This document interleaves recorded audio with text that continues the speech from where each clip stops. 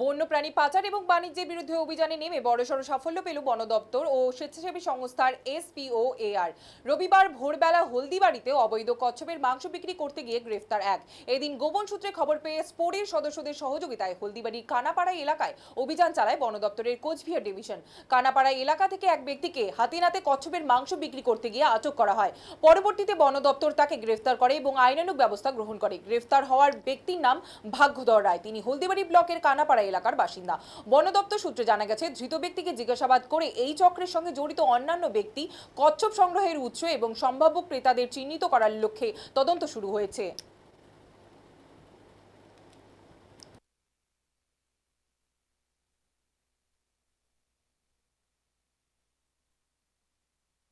আজকে কি হলো?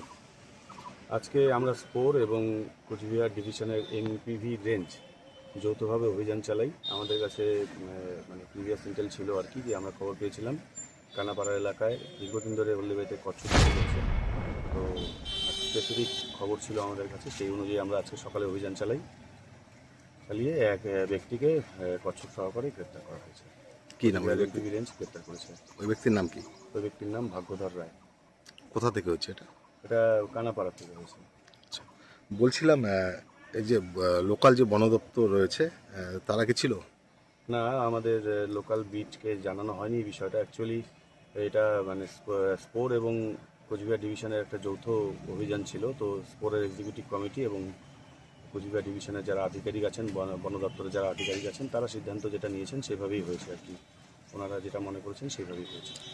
বলছিলাম 2022 সালে তো একবার কচ্ছপ সহ ধরা হয়েছিল একজনকে। আর 2022 সালেও আমাদের এরকম একটা অভিযান হয়েছিল, একজনকে গ্রেপ্তার করা হয়েছে। সেটার কোর্ট ট্রায়াল এখনও চলছে। এই নেক্সট জুলাই মাসে খুব সম্ভবত 12 তারিখে আবার একটা ডেট আছে। 14 তারিখে আরেকটা ডেট আছে। ঠিক আছে, ঠিক আছে।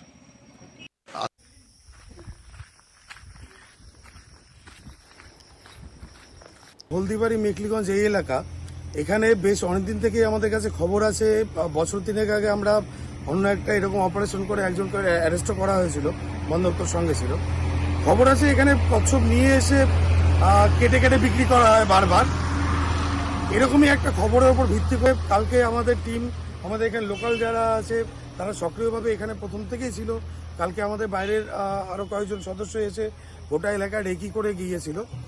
আমরা তারপর ভোররাত থেকে আমাদের অপারেশন শুরু করি। আমাদের সঙ্গে সহায়তা করেছে অবশ্যই কোচবিহার বন দপ্তরের MPV রেঞ্জ, পরে মেখলিগঞ্জ রেঞ্জেও আমাদের পরে থেকে সহায়তা করেছে। এখানে কচ্ছপের মাংস কেটে কেটে বিক্রি করা হচ্ছিল।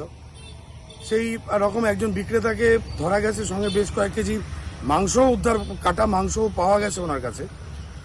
ওনাকে এই মুহূর্তে ফরেস্টের ইয়ের থেকে ধরে নিয়ে এসে এখানে রাখা হয়েছে, কোর্টে ওনাকে নিয়ে যাওয়া হবে।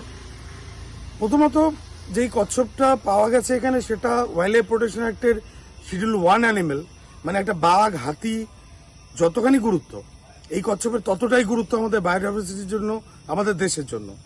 দ্বিতীয় কথা যেটা হলো, যদি আমরা আমাদের হিন্দু মাইথোলজির কথা ধরি, কচ্ছপ আমাদের দ্বিতীয় অবতার বিষ্ণুর। যারা কচ্ছপকে কাটছে, বলা যায় তারা আমাদের গরু কাটার সমান একটা অপরাধ করছে। সামাজিকভাবে বা ধর্মীয়ভাবে এটা একটা জঘন্যতম অপরাধ, এটা ঘটতে দেওয়া চলে না। তাই আমরা আমাদের সংগঠন স্পোরের পক্ষ থেকে আমরা আমাদের যে চেষ্টা চালাচ্ছি, তাতে আমরা বাকি সমস্ত প্রশাসনকে সঙ্গে চাচ্ছি, যাতে ভবিষ্যতে এই ধরনের অপরাধ, ওয়াইল্ড লাইফ ক্রাইম এবং সেই সঙ্গে অন্যান্য আনুষঙ্গিক ব্যাপারগুলো মাথায় রাখতে হবে, রেখে নিয়ে এটাকে আলাদা করে গুরুত্ব দিয়ে হলদিবাড়ি এলাকায় যেই কন্টিনিউ এই প্রসেসটা চলছে, মাঝে মধ্যে ধরে ধরে কচ্ছপ নিয়ে এসে কেটে বিক্রি করা, এটার প্রতি আলাদা নজর দিয়ে এটাকে এখান থেকে বন্ধ করতেই হবে। এই কচ্ছপটা কোথা থেকে আনা হচ্ছে বলে মনে হয়? মনে করার ব্যাপার নেই, যিনি বিক্রি করতে চেয়েছিলেন আমরাই ক্রেতা সেজে গিয়েছিলাম। তা ওই ক্রয় বিক্রয়ের সময় ওকে অ্যারেস্ট করা হচ্ছে। তার মুহূর্তেই ওর সঙ্গে যেটুকু কথা হয়েছে, ওর নিজের কথা অনুযায়ী গজলডোবার কোনো একটা জায়গা থেকে আনা হয়েছে। ওর মুখের কথা অনুযায়ী জলপাইগুড়ি পুলিশ লাইনে কোনো এক ব্যক্তি ওনার সঙ্গে পার্টনারশিপে আছে এই ব্যবসায়। এই গোটা চেইনটাকে যদি ধরা না যায়, একজন বিক্রেতাকে ধরে শুধুমাত্র এই গোটা ব্যাপারটাকে থামানো যাবে না। আমরা আমাদের রাজ্যের যে নবগঠিত, নবনির্বাচিত যে সরকার আছে, তাদের কাছে আশা রাখছি এই ব্যাপারটা তারা একটা উপযোগী দৃষ্টান্তমূলক একটা প্রচেষ্টা চালিয়ে এটার একদম আইনি একটা সমাধানের পথে নিয়ে যাওয়ার চেষ্টা করবেন। আপনার নাম? আমি শ্যামাপ্রসাদ পান্ডে, ফাউন্ডার এবং সিইও স্পোর্ট। আর এরা সবাই আমাদের সারা রাত জেগে আরও আছেন, সারা রাত জেগে আমাদের সদস্য সারা রাত জেগে এই অপারেশনকে এই জায়গা অবধি নিয়ে আসতে পেরেছে। ধন্যবাদ।